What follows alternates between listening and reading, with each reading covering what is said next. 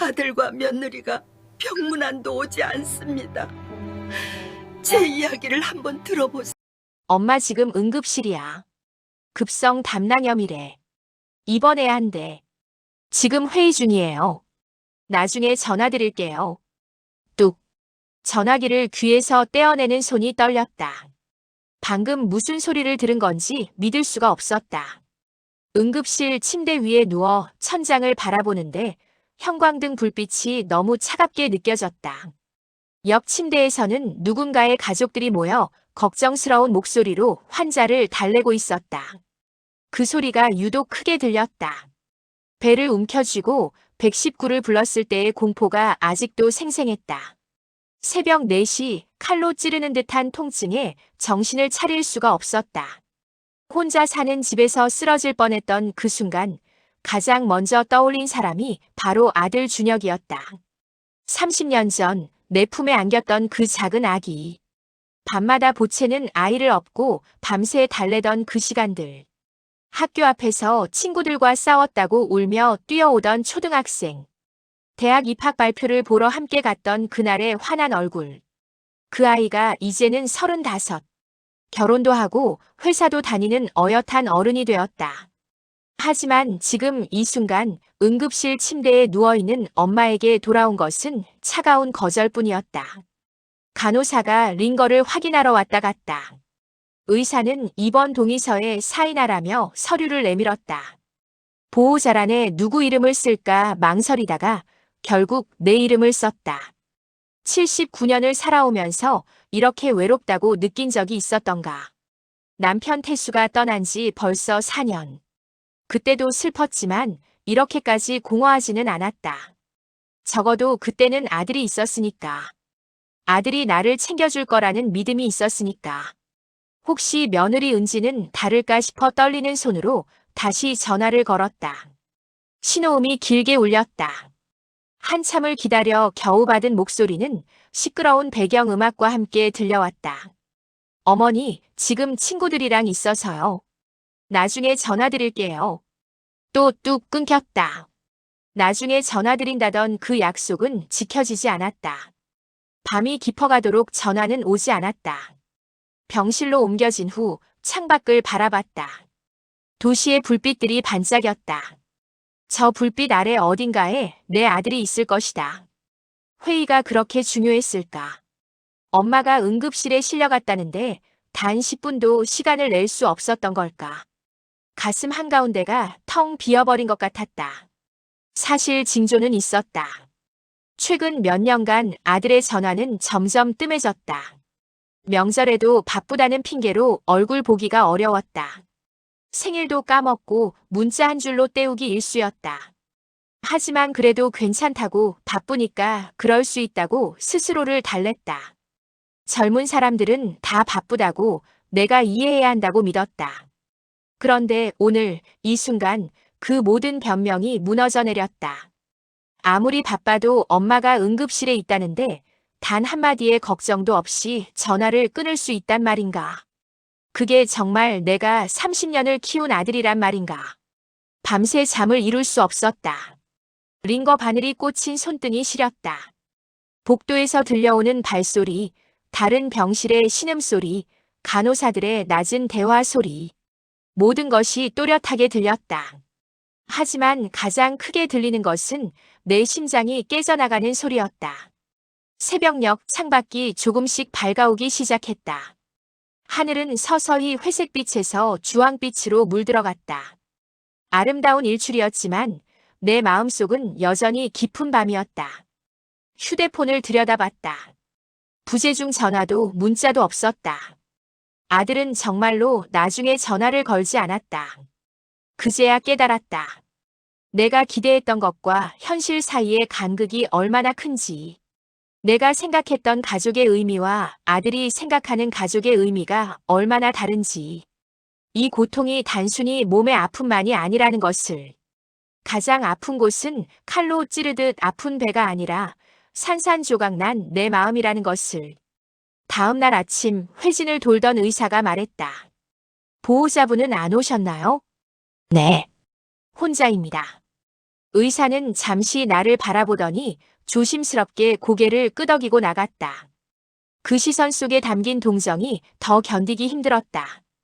6인실 병실의 다른 환자들은 모두 가족들에 둘러싸여 있었다. 맞은편 침대의 할머니는 딸과 사위가 번갈아가며 간병을 하고 있었다. 옆 침대의 아주머니는 남편이 정성스럽게 식사를 챙겨주고 있었다. 나만 혼자였다. 점심시간이 되자 배식 카트가 들어왔다. 병원식은 맛이 없기로 유명하지만 혼자 먹으니 더욱 씁쓸했다. 숟가락을 들다 말다를 반복하다가 결국 반도 먹지 못하고 밀어냈다. 입맛이 없었다. 아니, 입맛이 없다기보다는 음식이 목으로 넘어가지 않았다. 오후가 되어서야 용기를 내어 다시 아들에게 전화를 걸었다. 혹시나 하는 마음이었다. 어젯밤에는 정말 급한 회의가 있었을 수도 있지 않을까. 오늘은 시간이 나서 얼굴이라도 보러 와주지 않을까. 여보세요, 준혁아. 네, 엄마. 목소리는 여전히 무덤덤했다. 하지만 나는 최대한 밝은 척 말을 이었다. 엄마가 입원했잖아. 한 번쯤은 와보지 않겠니? 얼굴이라도 보고 싶은데. 잠시 침묵이 흘렀다. 그 짧은 침묵이 영겁처럼 길게 느껴졌다. 바빠서 못 가요. 병원비 때문에 전화하신 거예요. 순간 숨이 턱 막혔다. 병원비? 내가 지금 병원비 얘기를 한 적이 있던가? 그저 아픈 엄마를 걱정하고 얼굴이나 한번 보러 와달라고 했을 뿐인데. 그런데 돌아온 것은 병원비 걱정이었다. 아니야. 그냥 얼굴이 보고 싶어서. 내 목소리는 점점 작아졌다. 애원하는 것처럼 들릴까봐 두려웠다. 하지만 준혁의 다음 말은 더욱 냉정했다. 병원비는 어머니가 알아서 내세요. 우리 형편도 어려워요. 전세금 마련하느라 대출받은 것도 있고요. 그래. 알았어.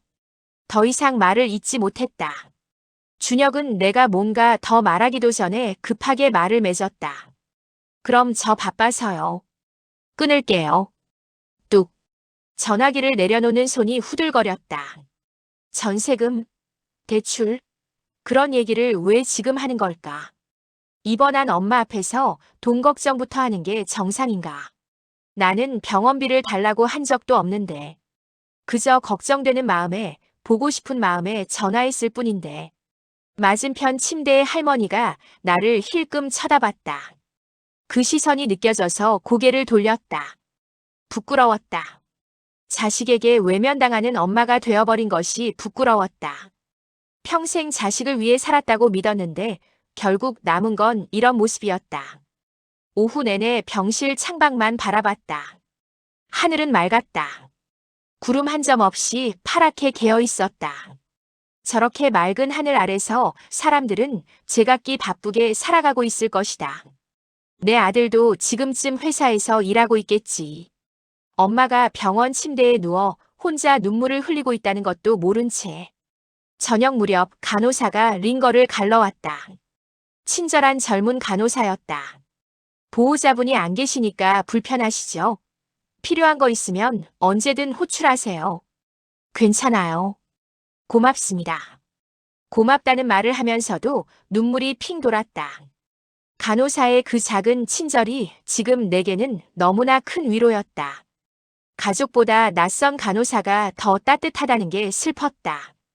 밤이 되었다. 소등 시간이 지나고 병실은 어두워졌다. 희미한 비상등만이 복도를 비추고 있었다. 다른 환자들은 모두 잠든 듯 했다. 나만 뜬 눈으로 천장을 바라봤다. 링거 떨어지는 소리가 똑똑 규칙적으로 들렸다. 그 소리를 세다가 문득 깨달았다. 내가 뭘 잘못한 걸까? 아들을 키우면서 무엇을 잘못했기에 이런 대접을 받는 걸까? 혹시 내가 너무 많이 줬던 걸까? 아니면 너무 적게 줬던 걸까? 매달 용돈도 보내고 명절 때마다 선물도 챙겼는데 결혼할 때 내가 가진 돈을 거의 다 보태줬는데 그런데 왜 지금 이 순간 아픈 엄마를 외면하는 걸까? 병원비 걱정부터 하는 걸까? 단 한 번 단 10분이라도 얼굴 보러 오는 게 그렇게 어려운 일인가. 가슴이 너무 아팠다. 배의 통증보다 더 심하게 가슴이 조여왔다. 이게 바로 마음의 병이라는 것일까? 육신의 아픔은 약으로 낫겠지만 이 마음의 상처는 어떻게 치료해야 할까? 일주일 후 겨우 퇴원할 수 있었다. 그 사이 준혁도 은지도 단 한 번도 병문안을 오지 않았다. 문자 몇 통이 전부였다. 몸조리 잘하세요. 빨리 나으세요. 같은 짧은 문장들. 진심이 담기지 않은 형식적인 인사말들. 집으로 돌아와 며칠간 누워 지냈다. 몸은 여전히 회복 중이었고 마음은 더디게 아물어가고 있었다.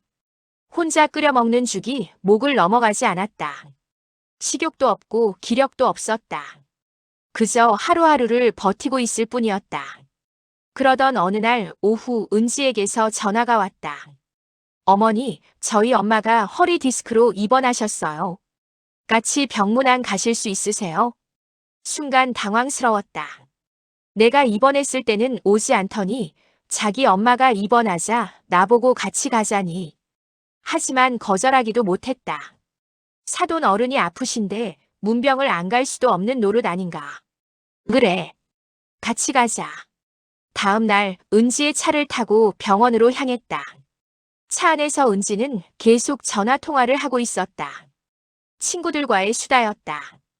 엄마가 입원했다는데도 웃으며 떠들고 있는 모습이 낯설었다. 나는 그저 창밖을 바라보며 입을 다물고 있었다. 병원에 도착해 엘리베이터를 탔다. 은지는 망설임 없이 8층 버튼을 눌렀다. 8층? 나는 3층 일반 병동에 입원했었는데. 엘리베이터 문이 열리고 복도로 나서자 분위기부터 달랐다. 조용하고 깨끗했다. 간호사들의 웃음소리도 부드러웠다. 은지는 익숙한 듯 복도를 걸어갔다. 그리고 한 병실 문을 열었다. 1인실이었다. 넓고 쾌적한 공간, 큰 창문으로 들어오는 햇살, 소파와 작은 테이블까지 갖춰진 곳. 어머니, 들어오세요. 은지의 어머니 정숙 씨가 침대에 누워 반갑게 맞아주었다. 밝은 표정이었다. 1인실의 편안한 분위기 속에서 회복 중인 모습이었다. 아이고, 사돈 어른 오셨어요? 멀리서 오시느라 고생하셨어요. 아니에요. 몸은 좀 어떠세요? 많이 나아졌어요. 여기가 1인실이라 조용하고 좋네요. 그 말을 들으며 내 가슴 한구석이 무너져 내렸다. 나는 얼마 전 6인실에서 혼자 링거를 맞으며 외로움에 떨었었다. 보호자도 없이 간병인도 없이 혼자서 병원비 걱정에 일반실도 아닌 6인실을 선택할 수밖에 없었다. 그런데 며느리의 친정어머니는 1인실에 계셨다. 아들 준혁이 장모님 편하시라고 1인실을 마련했다는 것이다. 내가 들은 게 맞나 싶어 은지에게 조심스럽게 물었다. 은지야, 1인실 비용이 만만치 않을 텐데. 괜찮아요, 어머니. 남편이 엄마 편하시라고 했어요. 우리 엄마는 혼자 계시는 게 더 좋으시대요. 그 순간 말문이 막혔다. 내 머릿속이 하얘졌다.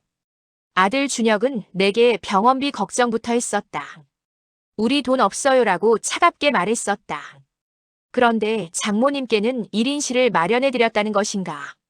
정숙 씨 옆에는 과일 바구니와 꽃다발이 놓여 있었다. 준혁과 은지가 가져온 것이라고 했다. 매일 들러서 안부를 묻는다고도 했다. 간병인도 고용했다고 했다. 나는 그저 고개를 끄덕이며 웃는 척했다. 하지만 속은 타들어가고 있었다. 이게 무슨 차별인가? 같은 아픔인데, 같은 입원인데 왜 이렇게 다르게 대하는 건가? 병문안을 마치고 나오는 길, 복도를 걷는 발걸음이 무거웠다. 은지는 여전히 전화기를 보며 웃고 있었다. 나는 아무 말도 하지 못했다. 말해봤자 가족끼리 그런 걸 따져요. 라는 대답이 돌아올 게 뻔했으니까.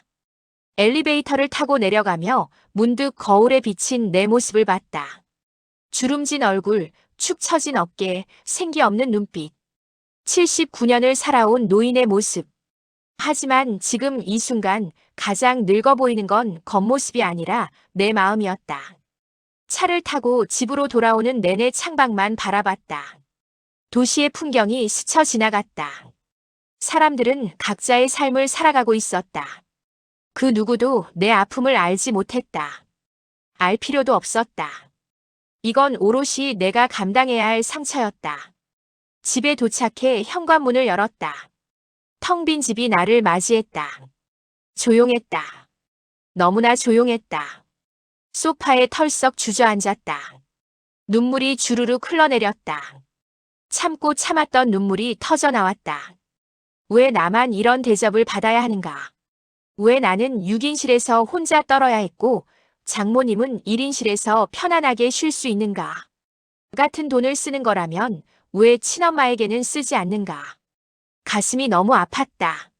서운함을 넘어서 배신감이 밀려왔다. 내가 평생 사랑하고 키운 아들이 이렇게까지 차갑고 냉정한 사람이었나?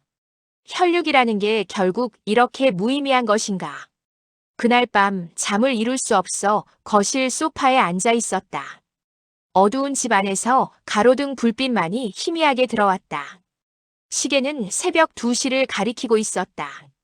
이런 밤이면 자연스럽게 과거가 떠올랐다. 나는 올해 79이다. 참 오래 살았다. 그 긴 세월 중 가장 행복했던 시간은 언제였을까? 돌이켜보니 남편 태수와 함께 떡집을 운영하던 시절이었다. 결혼하고 얼마 안 되어 우리는 작은 떡집을 차렸다. 자본금도 변변치 않았다. 남편이 공장에서 몇 년 모은 돈과 내가 식당에서 일하며 모은 돈을 합쳐 겨우 보증금을 마련했다. 동네 구석의 작은 가게였다. 간판도 초라했고 냉장고도 중고였다.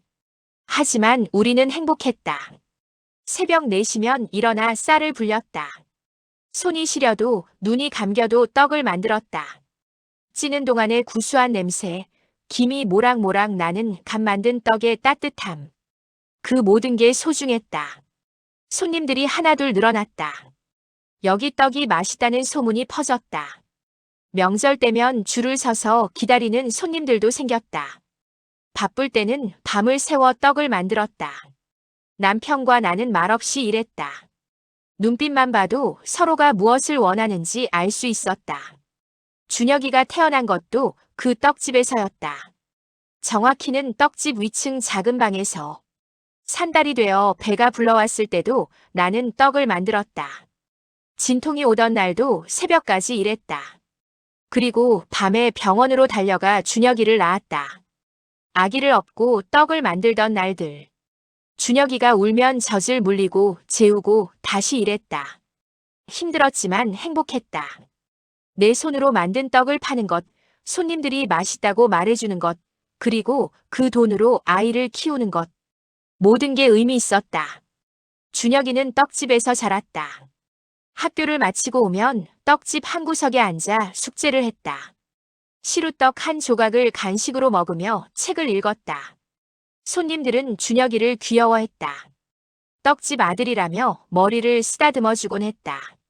중학생이 되고 고등학생이 되고 대학생이 되었다. 준혁이가 자랄수록 우리 떡집도 커졌다. 가게를 확장했고 직원도 두었다. 하지만 여전히 새벽이면 남편과 나는 떡을 만들었다. 그게 우리의 자부심이었다. 대학 등록금도 생활비도 모두 떡집에서 나왔다. 한 푼 한 푼이 땀으로 만들어진 돈이었다. 힘들어도 불평하지 않았다. 아들이 잘 되는 게 우리의 기쁨이었으니까. 준혁이가 졸업하고 취직했을 때 우리는 정말 기뻤다. 떡집 아들이 대기업에 입사했다니. 동네 사람들이 모두 축하해 주었다. 우리는 자랑스러웠다. 이 모든 게 떡집 덕분이었다. 그리고 준혁이가 결혼했다. 은지를 만나 가정을 꾸렸다. 결혼식 비용도 신혼집 마련도 우리가 도왔다. 내가 가진 돈의 대부분을 쏟아부었다. 하지만 아깝지 않았다. 아들이 행복하면 됐으니까. 그런데 남편 태수가 갑자기 쓰러졌다. 4년 전 겨울이었다. 아침에 떡을 만들다가 갑자기 가슴을 움켜쥐고 쓰러졌다. 심근경색이었다. 병원으로 옮겼지만 결국 그날로 세상을 떠났다. 40년을 함께 일하던 동반자를 잃었다. 떡집은 텅 빈 것처럼 느껴졌다. 남편이 서 있던 자리, 남편이 사용하던 도구들, 남편의 목소리가 들리던 공간. 모든 게 그리웠다.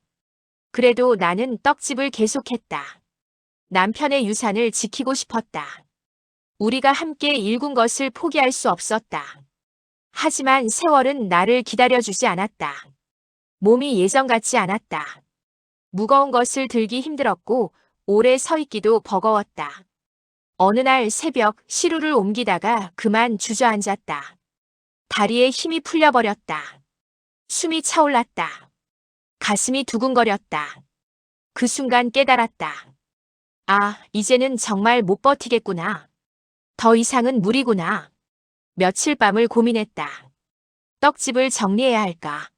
40년 넘게 지켜온 이곳을, 남편과 함께 일구었던 이곳을, 준혁이가 자랐던 이곳을, 내 인생 그 자체였던 이곳을. 하지만 현실은 냉정했다. 몸이 따라주지 않았다.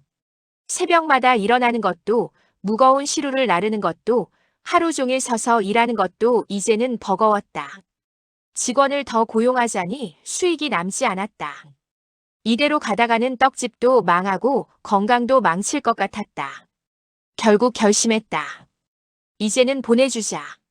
남편도 이해할 것이다. 나도 이제 좀 쉬어야 한다. 부동산에 매물로 내놓았다. 생각보다 빨리 사겠다는 사람이 나타났다. 젊은 부부였다. 떡집을 하고 싶다고 했다. 내 이야기를 듣더니 존경스럽다고 말했다. 그 말에 위로가 되었다. 계약서에 도장을 찍던 날 손이 떨렸다. 이걸로 끝이구나. 40년이 이렇게 끝나는구나. 부동산을 나서며 뒤를 돌아봤다. 익숙한 간판, 익숙한 유리문, 익숙한 풍경.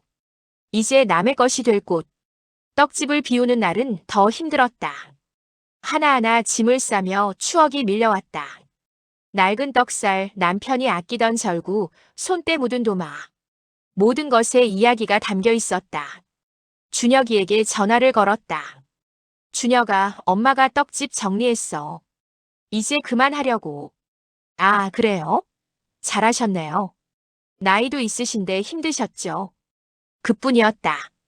더 이상의 말은 없었다. 같이 와서 정리를 도와준다거나 추억을 나눈다거나 하는 일은 없었다. 그저 전화 한 통으로 끝났다.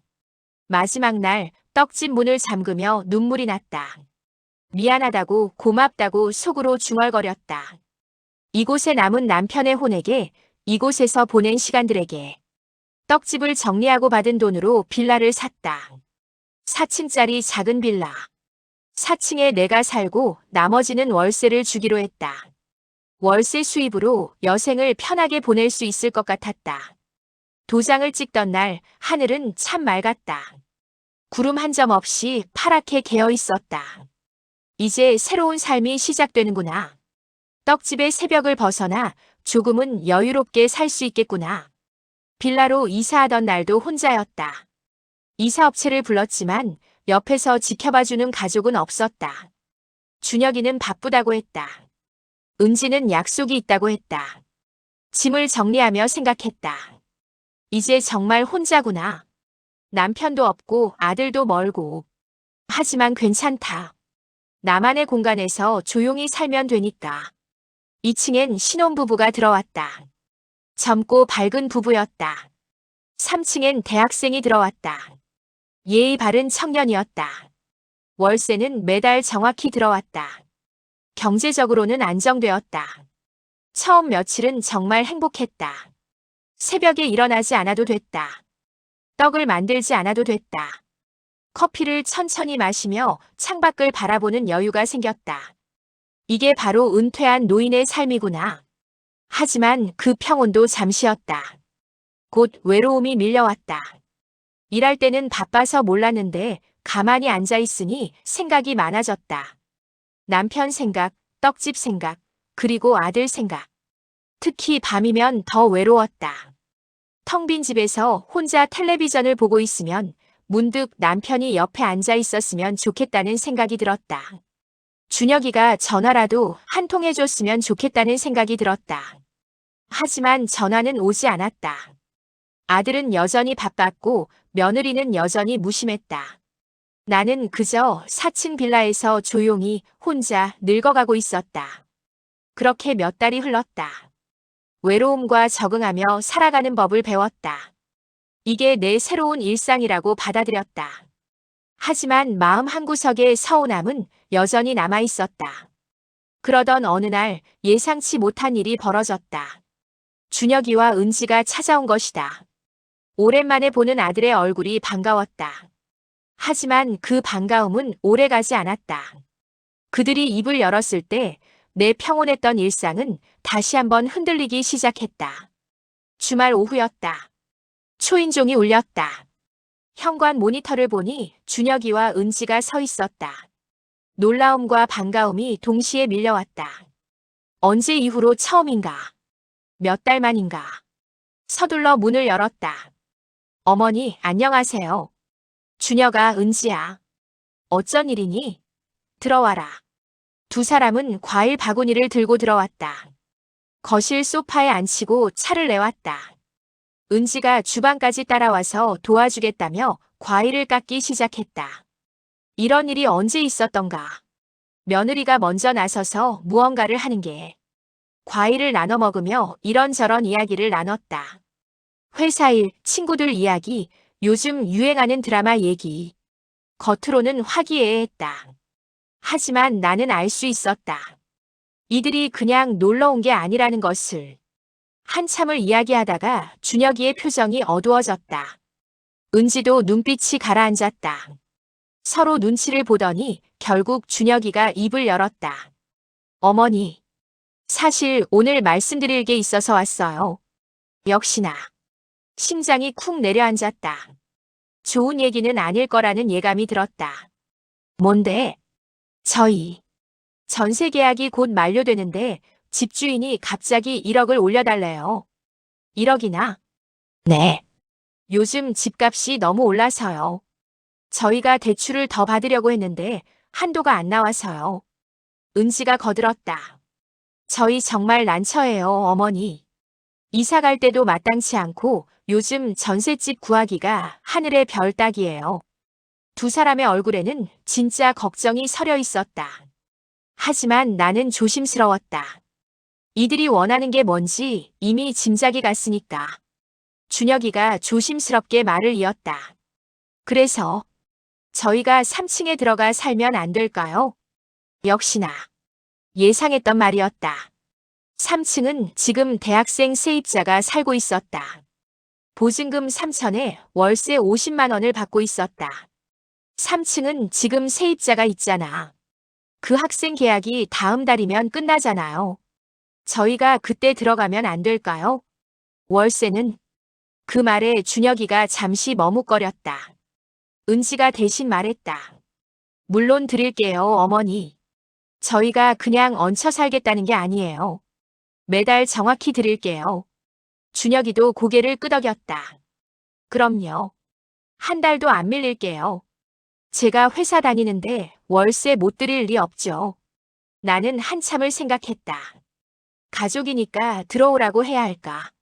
하지만 마음 한편이 불안했다. 병원에서의 일들이 떠올랐다. 차갑게 전화를 끊었던 일, 병문안 한 번 오지 않았던 일, 장모님께는 1인실을 마련해줬던 일. 그래도 결국 나는 고개를 끄덕였다. 피는 물보다 진하다고 했다. 내 아들이 어려운데 외면할 수는 없지 않은가. 알았어. 들어와라. 어머니 감사합니다. 은지가 환하게 웃으며 내 손을 잡았다. 준혁이도 안도의 한숨을 내쉬었다. 그날 두 사람은 오랜만에 저녁까지 함께 먹고 갔다. 오랜만에 느끼는 가족의 온기였다. 하지만 그날 밤 잠자리에 들며 불안한 예감을 떨칠 수 없었다. 이 결정이 과연 옳은 것일까? 혹시 내가 또 상처받는 건 아닐까? 한 달 후 준혁이 부부가 3층으로 이사를 왔다. 이삿짐이 들어오는 날 나도 내려가서 도와주었다. 은지가 고맙다며 환하게 웃었다. 준혁이도 오랜만에 부드러운 표정을 지었다. 어머니, 정말 감사해요.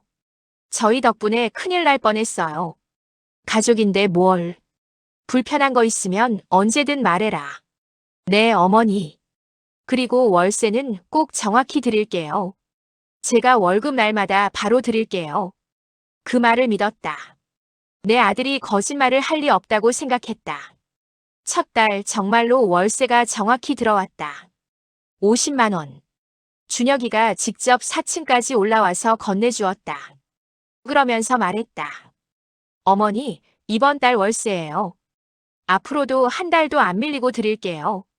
마음이 놓였다. 역시 내 아들이었다. 걱정할 필요가 없었구나. 가족이 한 집에 산다는 게 나쁘지 않았다. 가끔 3층에서 올라오는 발소리, 저녁에 들리는 텔레비전 소리. 그런 것들이 외로움을 덜어주었다.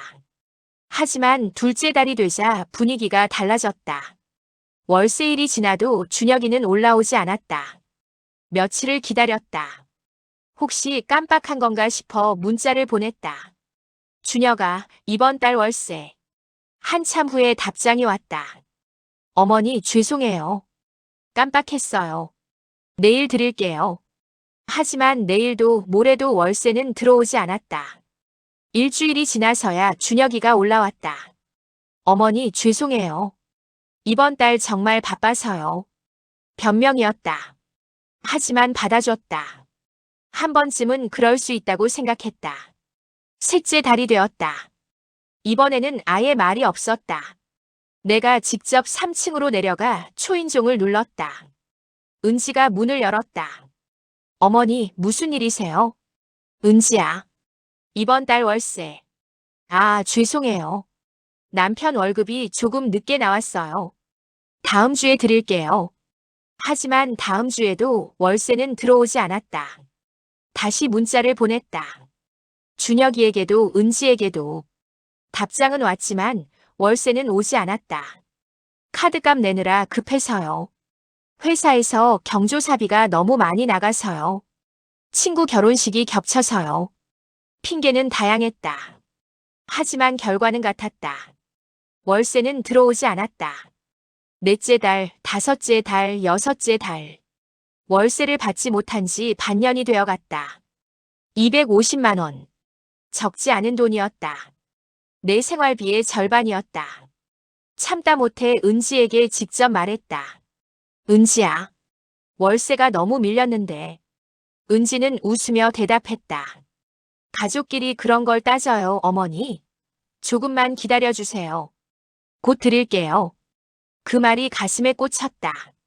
가족끼리 그런 걸 따진다고? 가족이라는 이름으로 나를 무시하는 건가? 약속을 지키지 않아도 되는 건가?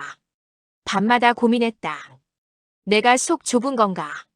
아들이 어려운데 엄마가 이해해줘야 하는 거 아닌가? 하지만 동시에 억울했다. 약속은 약속이잖아. 가족이라도 지켜야 할 선이 있는 거 아닌가? 그렇게 1년이 흘렀다. 월세는 단 한 번도 제대로 들어오지 않았다.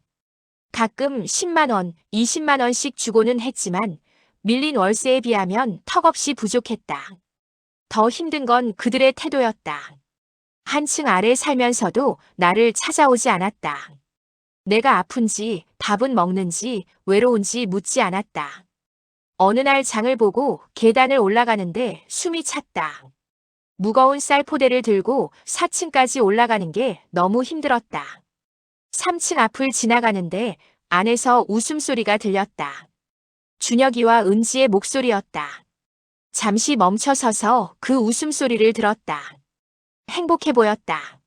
월세 걱정도 없이, 집세 걱정도 없이 편하게 사는 모습이었다. 나는 다시 계단을 올랐다. 4층까지. 무거운 짐을 들고 혼자서 문을 열고 들어가 쌀포대를 내려놓으며 생각했다. 내가 지금 뭘 하고 있는 건가? 월세도 못 받으면서 집을 내어주고 그들은 편하게 살고 나는 혼자 힘들게 살고. 그날 저녁 어지러움을 느꼈다. 혈압이 오른 것 같았다. 약을 먹고 누웠지만 잠이 오지 않았다. 만약 내가 쓰러지면 어떻게 될까?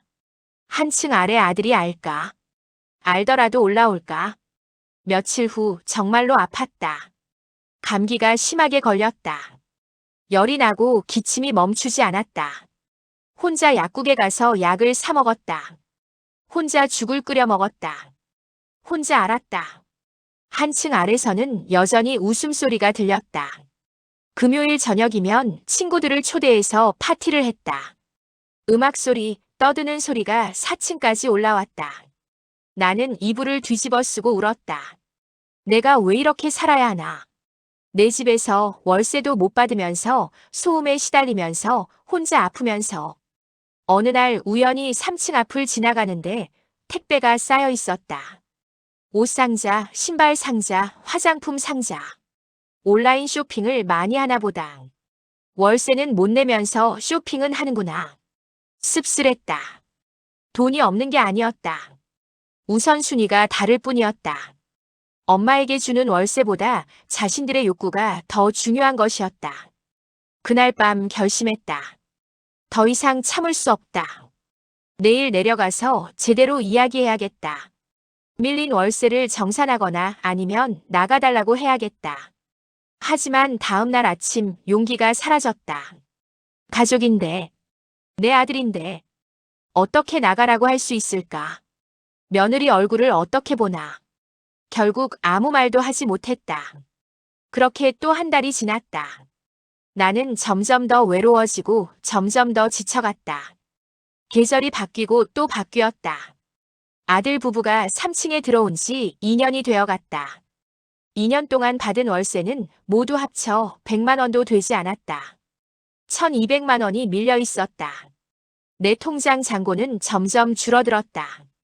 떡집 정리하고 빌라 사고 남은 돈으로 살고 있었지만 2층과 3층 월세가 제대로 안 들어오니 생활이 빠듯했다.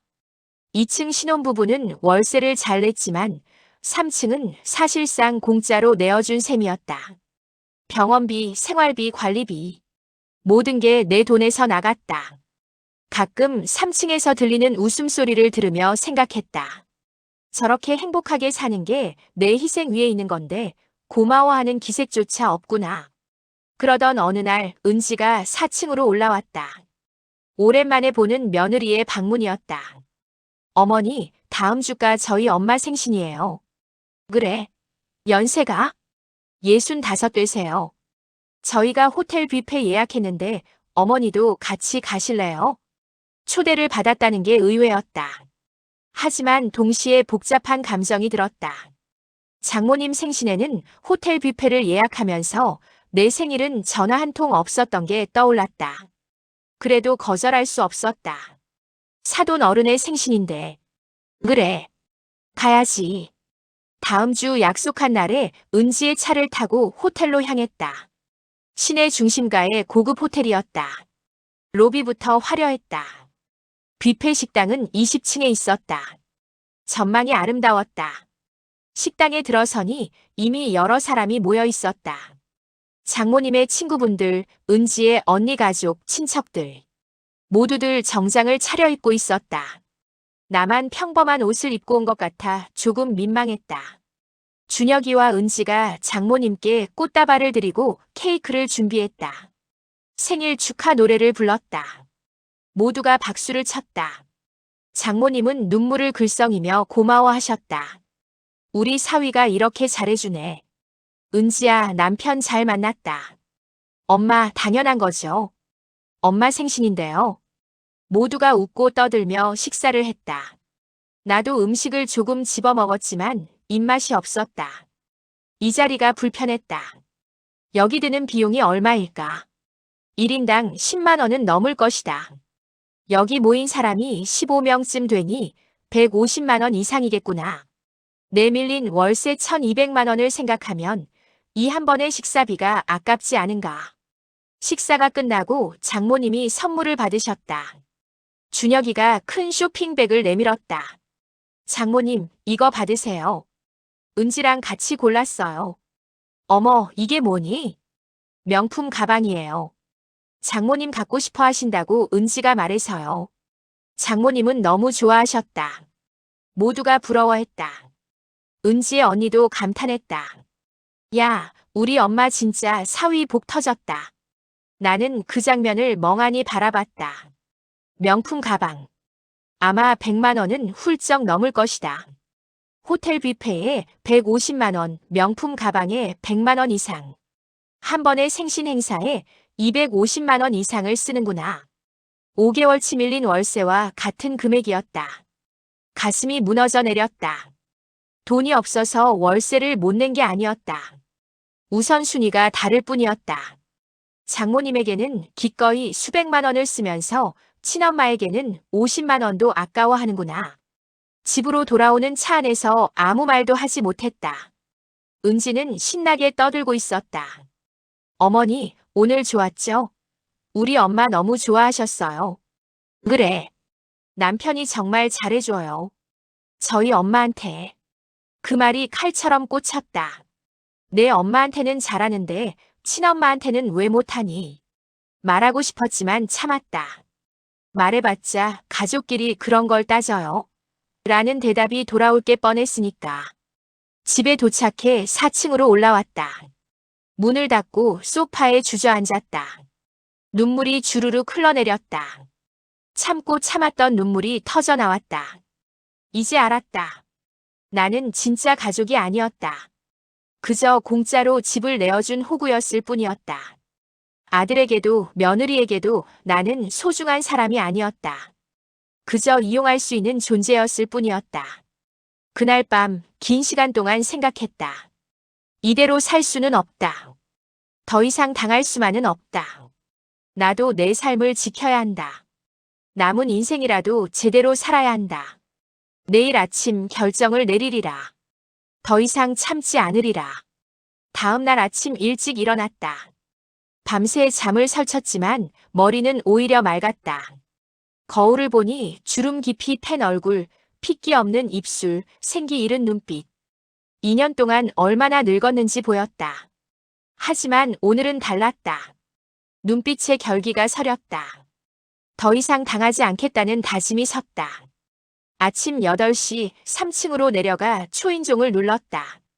한참 후에 준혁이가 부스스한 얼굴로 문을 열었다. 엄마, 이 시간에 무슨 일이세요? 들어가도 되겠니? 네. 들어오세요. 거실로 들어갔다. 은지도 잠옷 차림으로 나왔다. 두 사람은 영문을 모르겠다는 표정이었다. 나는 소파에 앉으며 차분하게 말했다. 얘기 좀 하자. 무슨 얘기요? 월세. 그 말에 준혁이의 표정이 굳었다. 은지는 눈을 피했다. 너희 여기 들어온 지 2년 됐지. 그동안 받은 월세가 얼마인지 아니? 그게 100만 원도 안 돼. 밀린 게 1200만 원이야. 준혁이가 머리를 극적였다. 죄송해요. 요즘 경제적으로 힘들어서. 경제적으로 힘들어? 나는 냉소를 머금고 말을 이었다. 어제 장모님 생신 행사에 얼마 썼어?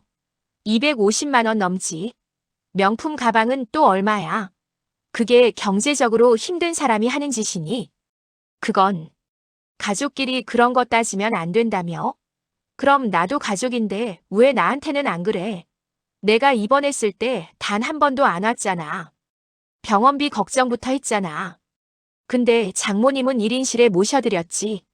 준혁이는 아무 말도 못했다. 은지는 고개를 숙였다. 나 한 가지만 묻자. 너희에게 나는 뭐니? 엄마니? 아니면 그냥 이용할 수 있는 사람이니? 어머니. 대답 안 해도 돼. 2년 동안 너희 행동으로 충분히 알았어. 나는 가방에서 서류 한 장을 꺼냈다. 며칠 전 변호사와 상담하며 작성한 내용 증명이었다. 오늘부터 한 달 안에 밀린 월세 1200만 원을 갚든지 아니면 나가라. 둘 중 하나 선택해.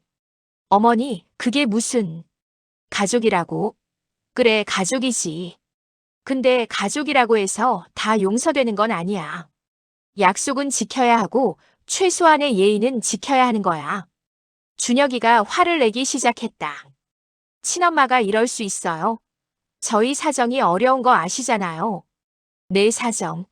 명품 가방 사줄 돈은 있으면서, 호텔 뷔페 갈 돈은 있으면서. 그건 장모님 생신이니까. 그래, 장모님은 소중하고 친엄마는 하찮은 거지. 이제 알았어. 은지가 끼어들었다. 어머니, 진정하세요. 저희가 잘못했어요. 이번 달부터 꼭 월세 드릴게요. 이번 달부터? 밀린 돈은? 그건 시간을 좀 주세요. 한꺼번에는 무리예요. 안 돼. 한 달 안에 다 갚거나 나가거나. 나는 서류를 테이블에 놓고 일어섰다. 이건 법적 효력이 있는 내용 증명이야. 변호사랑 상담했어. 한 달 후에도 갚지 않으면 법적 조치에 들어갈 거야. 어머니. 뒤도 돌아보지 않고 나왔다. 계단을 올라 4층으로 돌아왔다. 문을 닫는 순간 온몸에 힘이 쭉 빠졌다. 다리가 후들거렸다. 하지만 후회는 없었다. 오히려 시원했다. 2년 동안 참았던 게 터져나온 기분이었다. 그날 오후 준혁이에게서 전화가 왔다. 받지 않았다. 문자도 왔다. 엄마, 진정하세요. 얘기 좀 해요. 답장하지 않았다. 이틀 후 은지가 4층으로 올라왔다. 문을 열지 않았다. 현관 너머로 은지의 목소리가 들렸다. 어머니, 저희가 잘못했어요. 문 좀 열어주세요. 할 말 없어.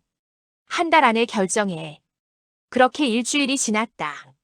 준혁이 부부는 여러 번 찾아왔지만 나는 문을 열지 않았다. 2층 신혼부부가 물어봤다. 4층 할머니, 무슨 일 있으세요? 아니야. 괜찮아. 2주일이 지났을 때 3층에서 이삿짐이 나가기 시작했다. 창문으로 내려다보니 준혁이와 은지가 짐을 옮기고 있었다. 표정이 굳어 있었다. 마지막 짐을 싣고 떠나기 전 준혁이가 4층으로 올라왔다. 초인종을 눌렀다. 이번에는 문을 열어줬다. 뭐야? 나갈게요. 그래. 밀린 돈은 조금씩이라도 갚을게요. 법적으로 받을 거야. 변호사가 알아서 할 거야. 준혁이의 눈에 눈물이 고였다. 엄마, 정말 이래야 해요? 너희가 날 이렇게 만들었어. 후회할 거예요. 후회는 내가 할 말이야. 너희를 이렇게 키운 게 후회돼. 준혁이는 아무 말 없이 돌아섰다. 계단을 내려가는 뒷모습이 쓸쓸해 보였다. 하지만 마음을 굳게 먹었다. 더 이상 약해지지 않으리라. 이사차가 떠나는 걸 창문으로 지켜봤다. 아들 부부가 차에 올라타고 사라졌다. 그 순간 묘한 감정이 밀려왔다. 슬픔, 안도감, 허무함이 뒤섞인. 하지만 동시에 자유로웠다. 이제 더 이상 눈치 보지 않아도 됐다. 월세 걱정하지 않아도 됐다. 무시당하지 않아도 됐다. 다음 날 3층에 새 세입자를 구한다는 공고를 붙였다. 일주일 만에 좋은 세입자가 나타났다. 젊은 직장인이었다. 계약하며 말했다. 월세는 정확히 드릴게요. 저 약속 잘 지켜요. 고마워요. 그렇게 일상은 다시 흘러갔다. 준혁이에게서 연락은 없었다. 나도 먼저 하지 않았다. 변호사를 통해 밀린 월세를 받기로 했다. 시간은 걸리겠지만 받을 건 받아야 했다. 한 달 후 통장에 100만 원이 입금됐다. 준혁이 이름이었다. 메모가 함께 왔다. 조금씩 갚을게요. 답장하지 않았다. 그저 입금 내역만 확인했다. 계절이 바뀌었다. 여름이 지나고 가을이 왔다. 단풍이 아름다웠다. 혼자 동네를 산책하며 생각했다. 이제 내 인생을 살아야겠다. 아들을 위해서가 아니라 나를 위해서. 빌라는 조용했다. 세입자들은 월세를 잘 냈다. 경제적으로도 안정됐다. 외로움은 여전했지만 적어도 상처받지는 않았다. 어느 날 저녁 2층 신혼부부가 떡을 가져왔다. 할머니, 저희가 떡 샀는데 나눠 드시라고요. 어머, 고마워. 할머니 요즘 많이 밝아지신 것 같아요. 그래? 네. 예전엔 항상 힘들어 보이셨는데 요즘은 표정이 편해 보여요. 그 말을 들으니 문득 깨달았다. 정말 그랬다. 거울을 보니 표정이 달라져 있었다. 여전히 주름은 있었지만 눈빛이 달랐다. 생기가 돌아온 것 같았다. 그날 밤 일기장을 폈다. 오래전부터 쓰던 일기장. 마지막 장에 이렇게 적었다. 오늘 나는 나를 선택했다. 가족이라는 이름에 속지 않기로 했다. 사랑은 일방적인 게 아니라는 걸 배웠다. 남은 인생, 나를 위해 살기로 했다. 후회 없이. 일기장을 덮으며 창밖을 바라봤다. 달이 밝았다. 고요한 밤이었다. 하지만 내 마음은 더 이상 고요하지 않았다. 살아있었다. 다시 뛰기 시작했다. 79년을 살며 깨달았다. 진짜 가족은 혈연이 아니라 마음으로 만들어진다는 것을. 그리고 때로는 나 자신이 나의 가장 든든한 가족이 될 수 있다는 것을. 이제 남은 인생은 온전히 내 것이다.